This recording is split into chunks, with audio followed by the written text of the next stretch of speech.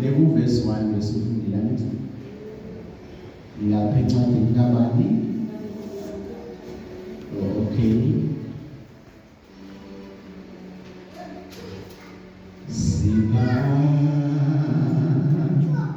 gamisena tina amesho yetu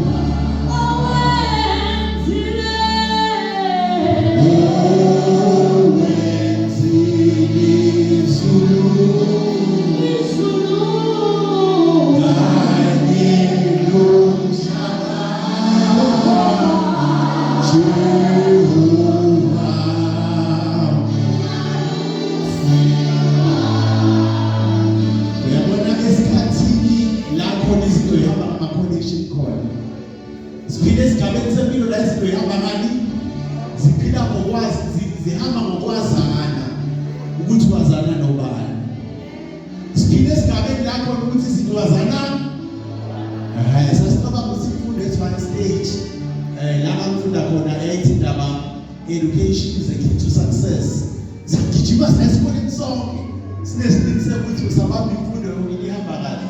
Namhlanje sinemfundo othi ayihambe kahle futhi. Izinto seyihamba ukuthi wazana Masibonisa High School, go and check Masibonisa High School. Education is a key to success. Sibuya khona lapho kuno hotel bekune guarantee ukuthi umsebenzi uzothola. Ngoba nephepha lani lokushayela imoto namhlanje sinamaphepha okushayela imoto kodwa umsebenzi noma impilo yakashintshi futhi. Siphinde sigabeni lapho isizoyihamba ama-connection.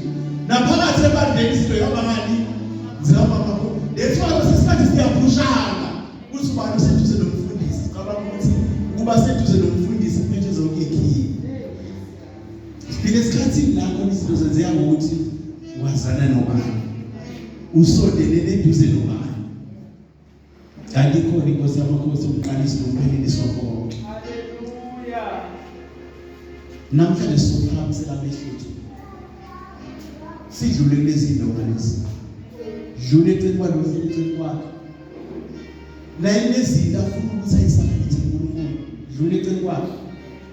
Dlula kulesi situlo dlula. Dlula kulesi situlo senkosi. Sizophakamisa amehlo. Siwaphakamisele Jehova. Uthi wathola owafunwa na in the pool of Bethesda within 8 years. Siyithanda leminyaka sisikhulume ngayo. Angalitholi usizo lokuphushelwa phakathi. Ngathi lentisi ibisize bebuhlungu ngoba ebelibona ithuma lizanyezakiso. Eluyazi ukuthi after lizanyezakiso ongena qala unjani na uyasizakala.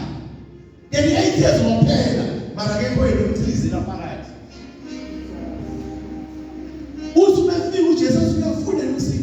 Athi akekho mina wenza njani ongiphushela phakathi. Indaba esekuthenini usizo livela kuwe. Wahlala wabuka ichibi uyazi usizo likhona la echibini mara kakhulu lokuyongena echibini and bonke for 38 years uma njalo ngosuku iBhayibheli ibiyeka ingelosi izozama zithi kusho for 38 multiplied by 365 or 366 days uzobona namalanga kangakanani bangafanele bese esinda aqhubeka kahleli. Baningi kakhulu abantu bephumelela, mara impilo yakhe imile, mara useduze nosizo futhi, mara impilo yakhe ayiphambili. Nawe la uhlala khona, uhleli khona, siyabala. Mhlawumbe ngabantu esibazondayo futhi asibe ngicela eBhayibhelini. Usizo mphathi wami ngofu Psalms 121, 1 and 2. Genesis 1 verse 3 pen. Sithola verse 3 Genesis uhlukanisa izinto. Siyabisa umasithuma la uma kunokumnyama lokho kusilandela. Namhlanje siphume sesihlukanile nalobumnyama. Ngoba uNkulunkulu ngezwi la kunjani uyadala. Namhlanje sifisa sodala kuphi empilweni yethu. Uzobe uthandazo uNkulunkulu kamilo lebandla lelivusile amsongo abalungile.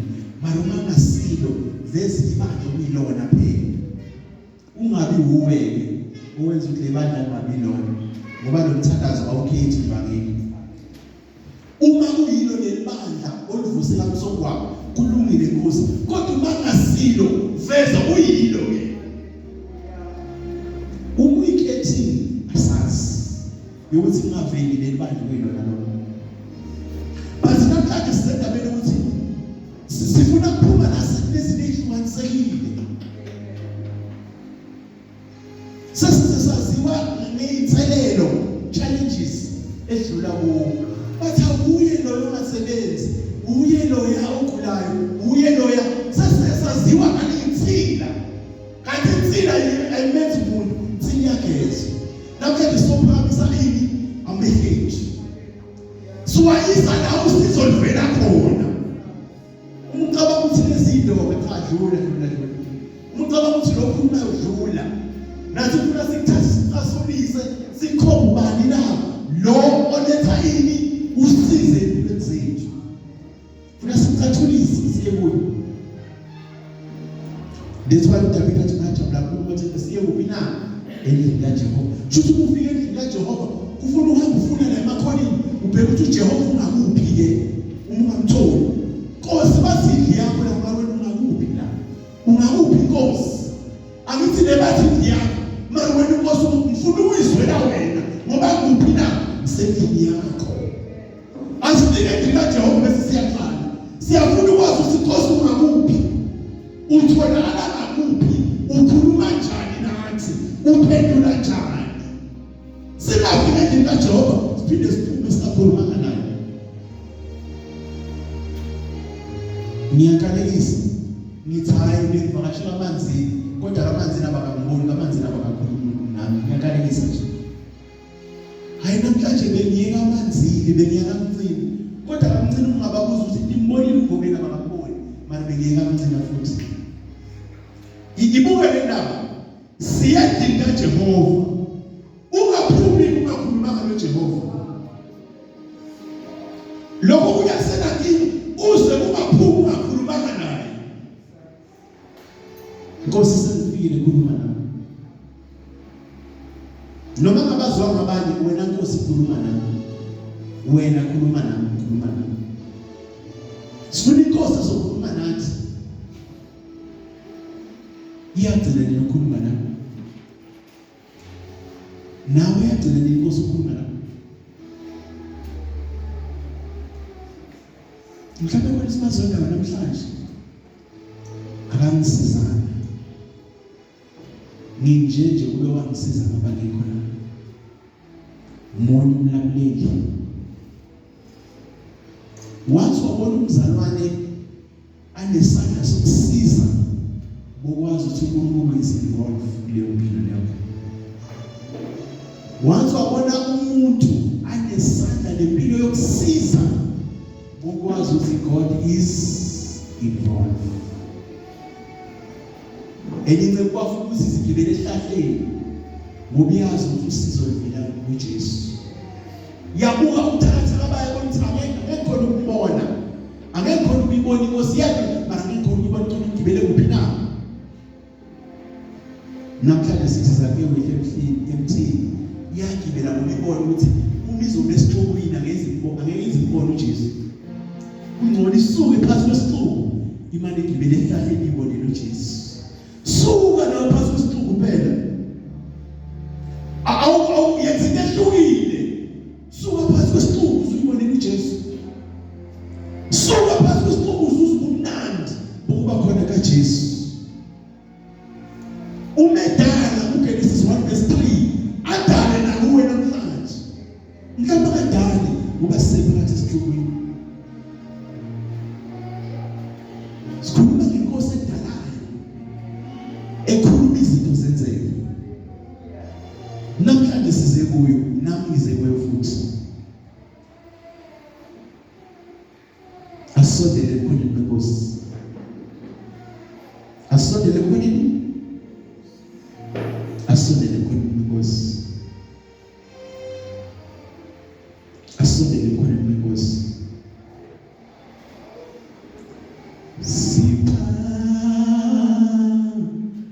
Gamisela amehlo ethu ezintabeni usizo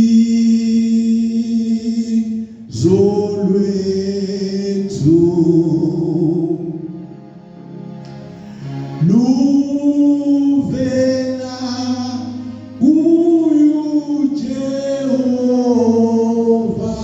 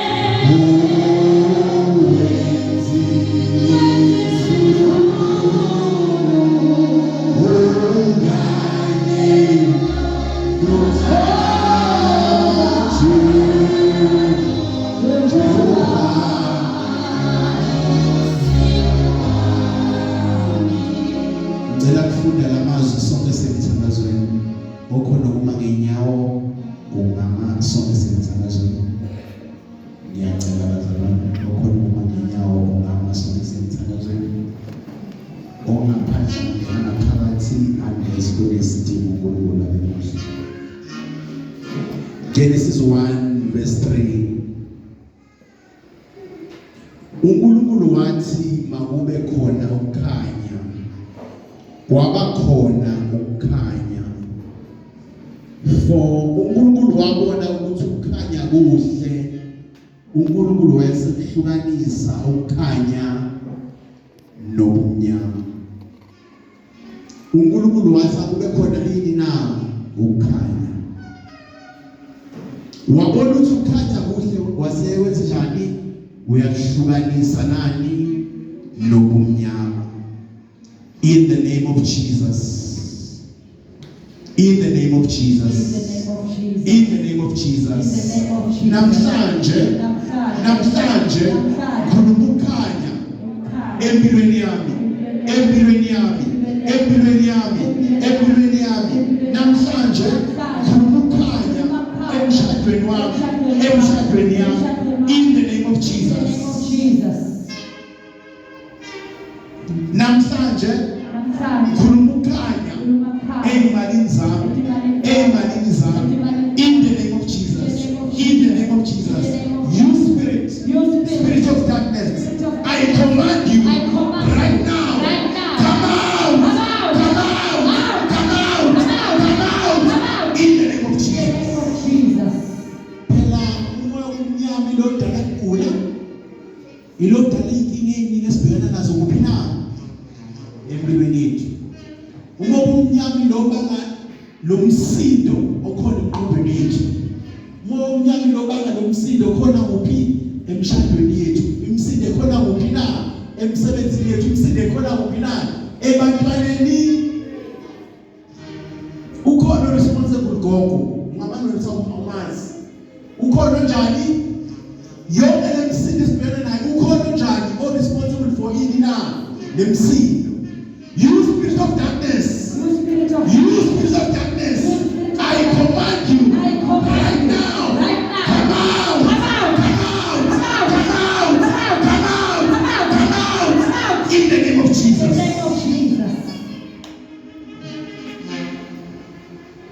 You spirit of darkness. In my children's life. Abandoned mom. I command you right now. Right now. In the name of Jesus. Come out.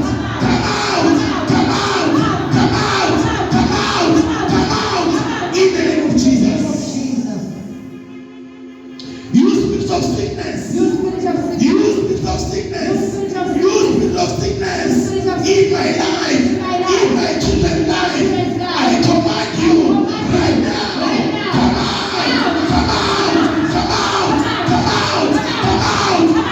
out. In the name of Jesus. You spirit of leg. You spirit of leg.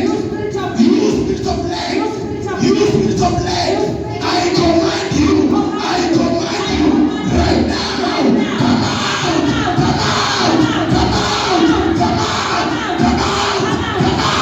Come out. In the name of Jesus. You spirit of disgrace. I announce you. I command you right now. Come out.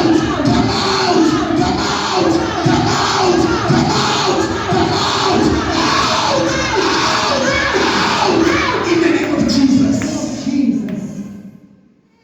You spirit of stagnation. You spirit of stagnation. I command you right now. In the name of Jesus. Come out.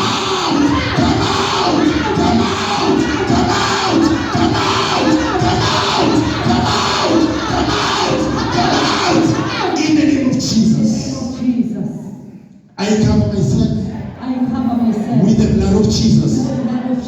I cover my family with the blood of Jesus.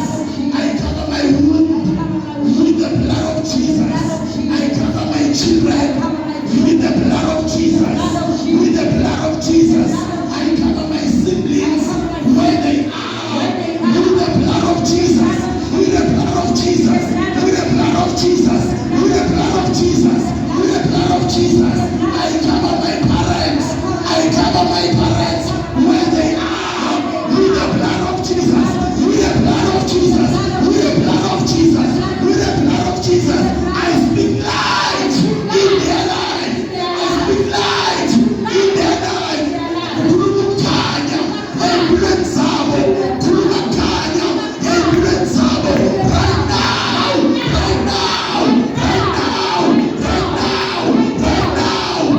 in the name of Jesus. Thank you, Lord. Thank you, Holy Spirit.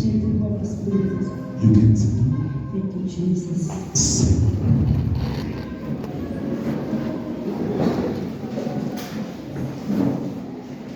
Paul akhuluma la ugama zakhe into all through Christ. Ungipha amandla. Ubalokhu la ubekwenze njani? Umbhalo yasebenza. Umethu Paul akwenza konke. Ngayo Christ onqosa. Ubani wazi ukukhona ukwenza bekwenzakala empilweni yakho. Okay, sebenza umfundi. Sebenza umfundi. Wesikhathi kuhle ukunikela isipho. Nihlanganisele nixoxe and enjoy the work of your hand. Indoda isetshela ungasimnandi. Umetshela ibandla lapho ungasimnandi. Wayengasho usakhe ndubo kanti ngoba bekumnandi. Wayengakhulumiswa ukujabula umethi ngakwenza konke.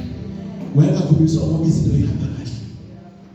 Wayazi ukuthi izinto noma ingahambi kahle. But inkosi ikhona who is the provider. Ngakwenza konke ngayinkosi. Kulesimo odlula kuso. Nawe sengakwenza konke ngayinkosi.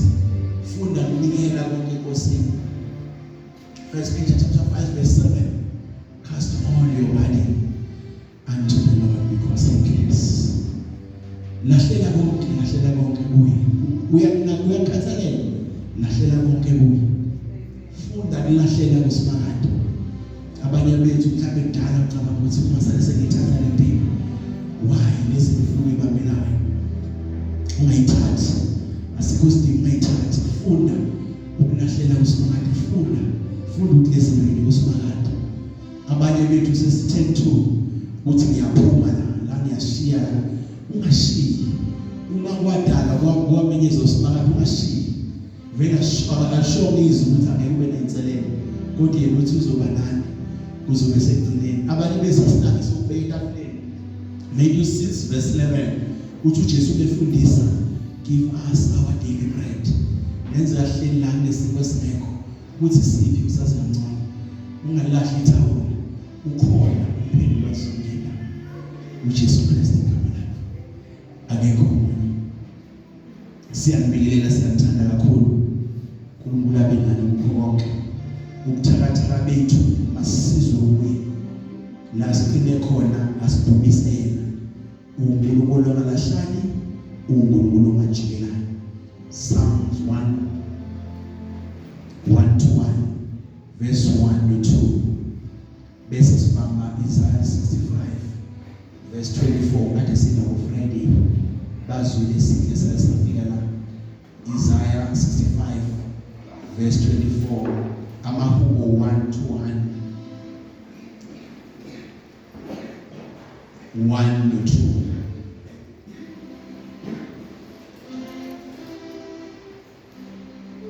Amahubo 1 to 1 to 2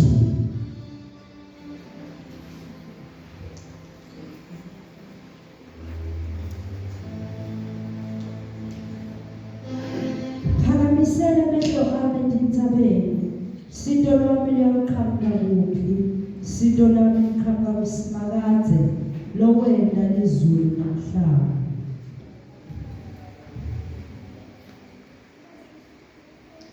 Isaiah 65 verse 24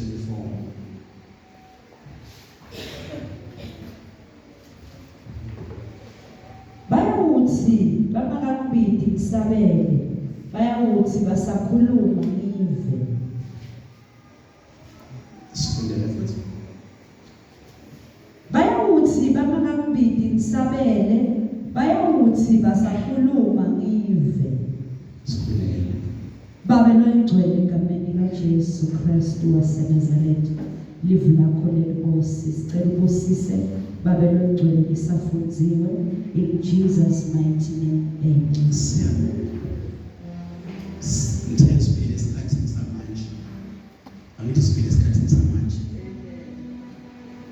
siphile esikhathini samanje ayisakudala. Ngakho no baba u-expected ukuthi ba-provide bengenayo provision.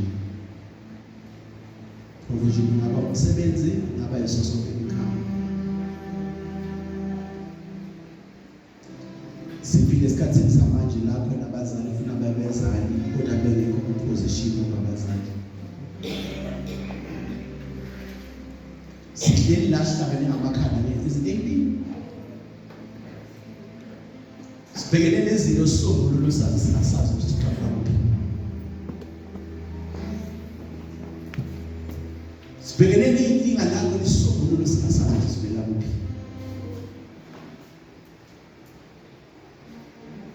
Bathi lokhu kuyasiza mhlawumbe ugijime khona. Bathi ngapha sizwe kunalokhu mhlawumbe ugijime khona futhi. Bakudlise nokungadliwe. Bakwenzise nokungakwenziwe. Kwesinye isikhathi usathane emubi uthi usukwenzile futhi akuveze futhi emphakathini. Athi ngiyakubona usekudlile lokhu. Akufanise nomfazi owesifazane owayiswa kuJesu kuthiwa according to the law of Moses. Siphila leso sigaba sonke. Mara endaweni ehlukahlukene sineyinselelo esinenampendulo yazo. Singabazali esinenampendulo kwezinye inselelo esinazo emakhaya. Nabantwana bethu noma besibuza asinampendulo wathini. Kodwa kusho ukuthi ngesiba abazali futhi. Kusho ukuthi awusumzalo right. Uma lenselelo ayinasisombululo noma sinisombululo phambi kwezinto mina nawe sizazi. Kubaholi neinhloko wawabhekana nalenkinga uMoses esebakhiphile ezweni lokugqilaza yakithi naye ujabulile ukuthi ayisiphumile sabile. Ujabulile siphumile sinjani? Kanti endleleni bazolama. iBhayibheli ufunda lithi lapho baphuma nani na nesiliva nani negolide. Kodwa endleleni nesiliva negolide kwangaba isisombululo sendlala bebhekene nayo. Kwesikhathi sinayo imali bese sinika injabulo. Sinayo imali esakhela emakhaya. Sinayo imali esakhela abantwana. Ikhona mara ibakho abantwana. Ikhona ayakhe lutho mara ikhona. Moses njengomholi wabhekana nenselelo ukuthi wenza njani ke manje. Banambile abantwana bakaNkulunkulu. Uyabahola ngesihle ku right. Kodwa indaba yendlala ngiyaza yilungisa. Singabazali namhlanje ingane zethu ilala elambile. Hayi ngoba sithanda. Zilala ingadlanga hayi ngoba sithanda. Konke phambi kwethu akubi isombululo zokuthi zidle noma zisuthe. Konke phambi kwethu. Wenza njani umholi ohlakaniphile? Ukhala kuNkulunkulu. Wayakhala kuNkulunkulu. Uyazi usizo livela kubani na? kuNkulunkulu. Uyazi usizo livela kubani? Akekho umunye. Akekho umunye bengamlamulela ngaphandle kwaNkulunkulu. Nakhe ezobone bonke endleleni wakhala kubani? kuNkulunkulu. Uzothi umunye hayi mina nginankinga ngapha izinto zabo azihamba kahle ngapha. Kunenkosi uDavid yathi kwenza kahle konke phambi kwaNkulunkulu ngoba nenkosi uSawuli yayifuna efile.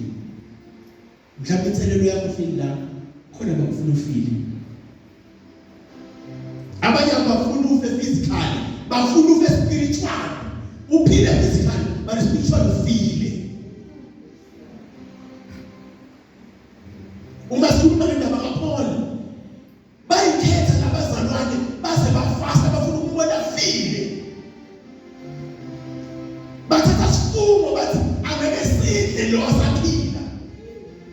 Mhlawumbe uhleli la sekunabantu abathatha isifumo ukuthi angeke sadla lo esaphila spiritually angamane aphile physically babaleke nabanye abantu naye abantu ubonakala ukuthi ukhona manje spiritually dala ufile kwawena uyezwa nokuthi ufuna kuthule kuyesu kamoya se ICU kamoya kwawena uyezwa ukuthi se ICU but still awufuna ukuphatha amehlo uwabhekise kuJehova onesombululo yonke into awufuna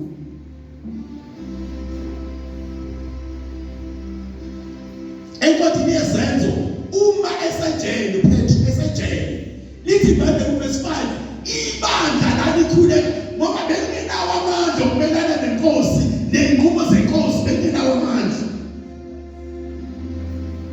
kodwa siyazi semkhulekweni it's when we are ascending unto the throne of heaven la khona umusa utholakala khona sihleke nawe kodwa siyathandaza ngoba ukulwa nawe usize nawe hlala nabo labo makhelwane ubazi ukuthi banjani angeke usize lutho ukulwa nabo bathi ukujinga bethi inkosi wenu uyakwazi konke engubonile engabonanga ekwaziyo engakwazi balona inkosi uyakwazi naye wezo siqhamuka ukuza kuqhamuka baketana engazikwenzakaleni kanti kunebandla elazi ukuthi usizo livela kubani luvela kuJehova namhlanje usizo livela kuJehova lokho lo indoda eminathe 8 years iwufakazi omanene phansi komnawa lapho mhlawumbe besezona nezihlobo zakhe athi umzali bangenza ukukhulumisa ngoba ukube wamsiza ngabe nayo university kube wamsiza ngomsebenzi awuthola kube wamsiza ngabe kanti cha usizo livela kuJehova ukuze nalodumo lutholakala na kuJehova phamsela manje phezulu izinto sesithethe saqeda abashaya usishaya asakhona nokushaya seshaya inyama sayisahluleka sesibloke kuyo eminyango sasa nalezi abazazenza siyazenza masitinde iminyango evulile senze zonke izinto ezithi siyazenza sijabulisa imishado yethu nabantwana bethu bathi sidile injabulo yikho injabulo ewuqobo ivela kubani na kuJehova usizo kuyilona livela kubani kuJehova uma singabheka leyinselelo angeke siye phambili uma singabuka leyinselelo kuphela noma sifundisane ukubuka inselelo kuphela singabuka uJehova angeke sibe nesombululo yonke phambi kwethu bayositshela lokusikwenze makusombulula sikho imali isinkinga sokuthi siyifuna sonke basi baningi abanemali mara ukuthula banakho baningi abanayo mara injabulo abanayo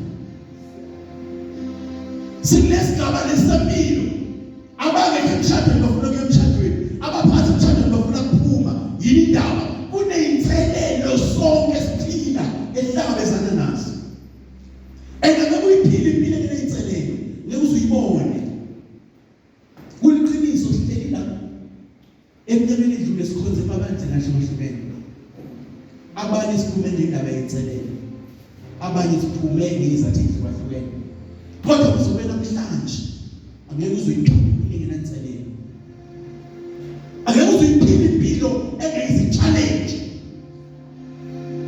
namhlanje impilo challenge bathi ubani umlamlelo wempilo yakho ubani oletha usizo empilweni yakho ngathi besingathi basikulezi uNkulunkulu ngisiza ungilethe ozongisiza kusondeze kulo ngoba enye ingozi asibasondeza abantwana bakaNkulunkulu ubani uNkulunkulu sifuna besondele kithi kanti usizo nathi asinalo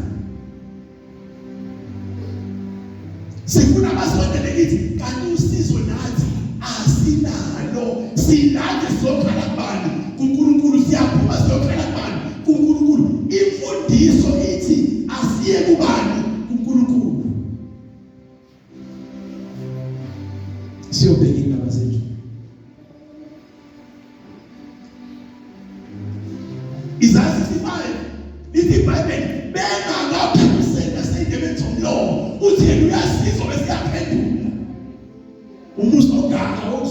inkosi. Umuso ngawo sinethi ukuthi wena waziwa inkosi ikuzwa noma ikhuluma. Noma ungaphuma la uye to the kingdom of Swaziland noma kuphi. The first thing ufuna ukuyenza kahle ukuthi ungenze into ezocanulisa noma engaphazamisa inkosi kuwena. Uma ufevwe inkosi noma laba abanye bangathini noma labanye bangenzani as long as ufevwe yini na inkosi. Uma ufevwe inkosi ayikho into ozube nayo.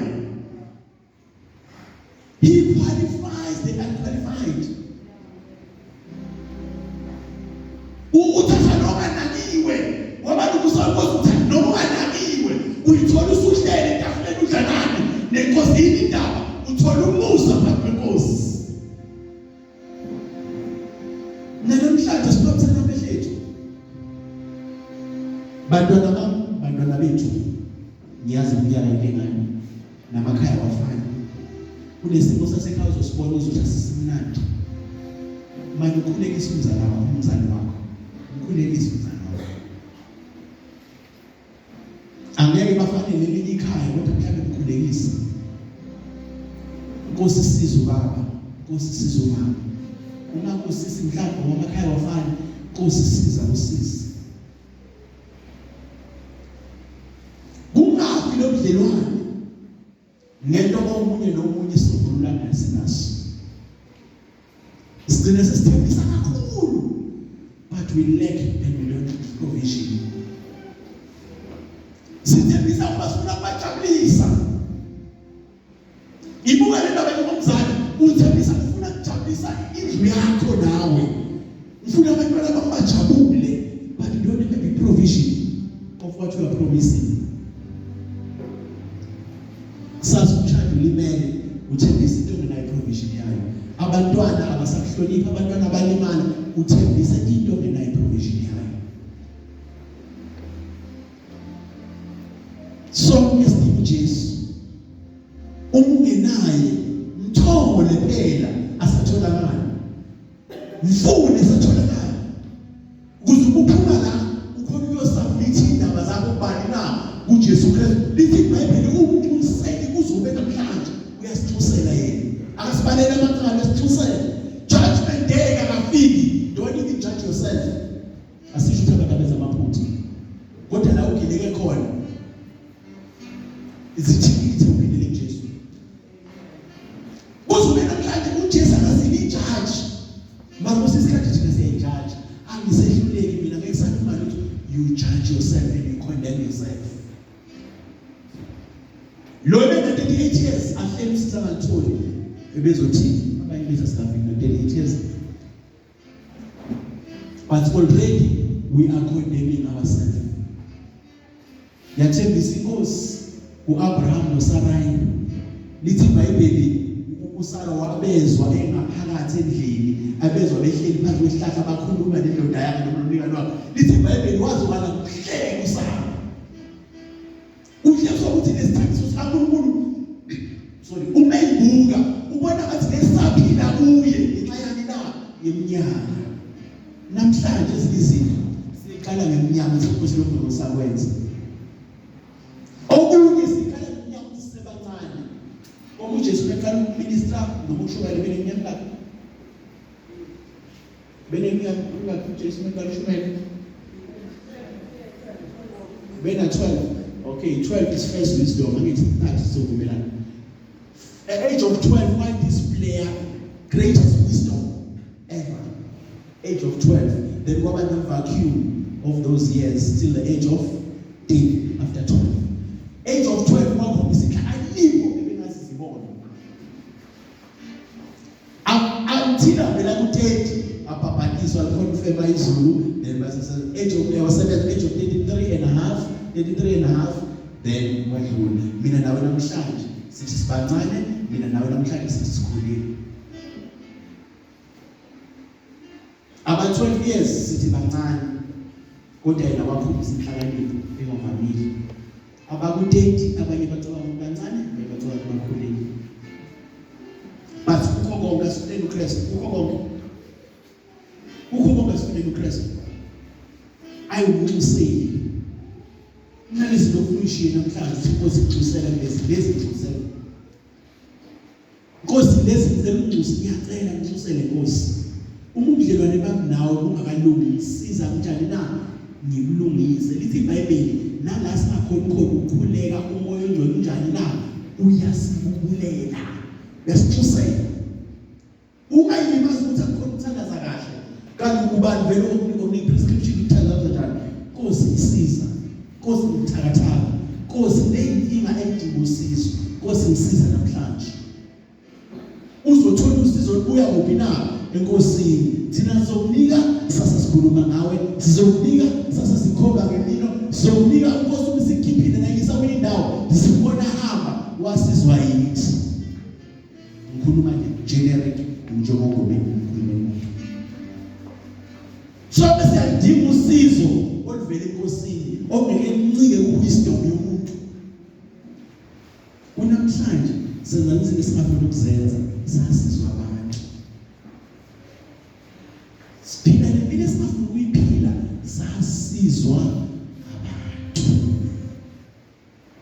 Uma kwenzeka thana inkosi agcine ngami ngadlulele engane zami. Uma kwenzeka siphakamisela amehlo ethu unto him usizo lwethu luvela kuye. Akekho omunye bazalwane, akekho omunye mbatha, akekho omunye. Akekho singamkhomba kangcono alo usizo. Ngiyangithanda kancane ukukhuluma ngapha mbatha, akekho. Ngokulanisa sibendela noma i-terminal stage. 3 brothers abantu bazokuthandazana. Mina ngiyakwazi ukuthandazana ngalahle. Ngala ngathi ngiyakwazi ukuthandazana. Usizo lwethu lo kanivele kubani? Leyindona ngiyibona leyindona sasazela. Uma emsebenzini imbangeni ngiyakalelisa. Leyindona ayiswezile lezi. Umfundisi usuke kuphi? Abantu umsamo basuke bekuphi? Mara nenzelelo ohlangana bayisebenza emsebenzini singakuboni sonke. Sonke singakuboni. Bese usizo lwena kubani? Mhlawumbe umuntu la uyazi ukuthi hayi ngizogijimela kumfundisi umanzini ngiyazokuvikela noma uzokhuluma okuthile kusini. Bathi la ukhona ungedwa. Uyayidinga usizo, uyayidinga impendulo ezoletha udumo kuphi na kugospel.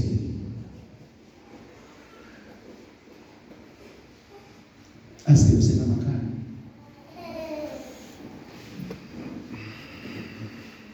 Asawavali njalo asebenzela amakhaya. Ngithanda baba. Ufuna ukubonakala konke. Njoba sihleli la asilingani neminyaka. Asilingani nangempilo. Asilingani nangegaba zempilo. Kodwa sonke sineyinselelo noma siba neyinselelo empilweni. Lapho nasifuna isisombululo.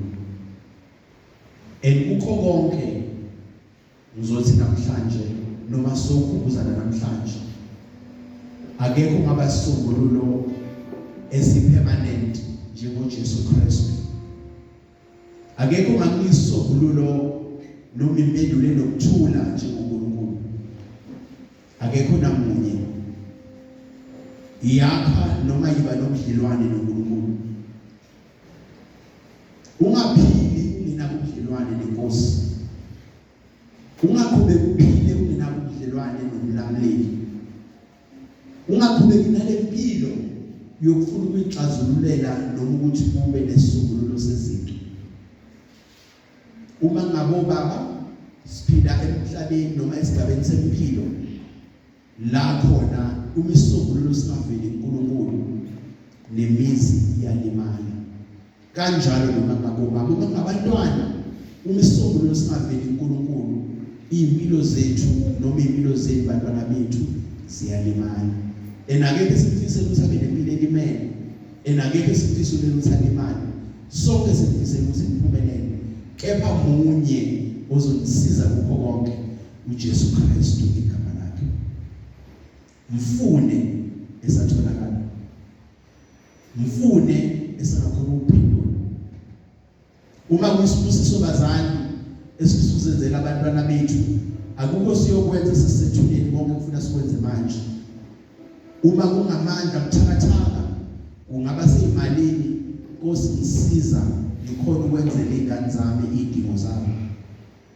Konke ofuna ukwenza cela inkosi ikusize ube namandla okwenza kuze kuzoba sibusiso. Akekho umunye singamphakamisa, akekho umunye singamveza ozoba sisombululo empilweni yakho ngaphandle koKristu. Inkosi mayisibusise sonke. Solela mfundisi manje sizokhuleka. Kulula benani ngiyamthanda kakhulu siyabonga. Kulula benani. Kulula niphumuza. Kulula wothando. Kulula umusa. In the name of Jesus. Khuleka mphathi. Siyabonga kakhulu kulula benani. Hallelujah.